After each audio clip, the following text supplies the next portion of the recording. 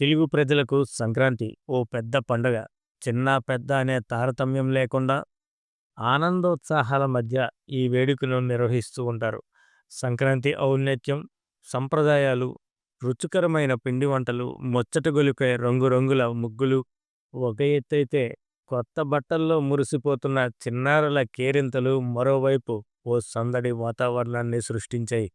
భారతదేశం అంటేనే వ్యవసాయ ఆధారిత దేశమని ఓ పేరుంది. రైతు చిందించిన స్వేదానికి ప్రతిఫలం ఈ సమయంలోనే వస్తుంది. అందువల్ల వారు పండించిన పంటలు కూడా ఈ వేడుకల్లో భాగమయ్యాయి.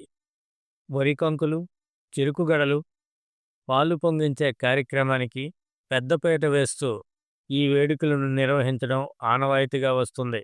అయితే రేపటి తరానికి ఈ సంక్రాంతి విశిష్టతను తెలియజెప్పి మన సంస్కృతి సాంప్రదాయాలను కాపాడుకునేందుకు విద్యా సంస్థలు కూడా ముందస్తు సంక్రాంతి వేడుకలను నిర్వహించి చిట్టి మనసుల్లో జోష్ నింపాయి.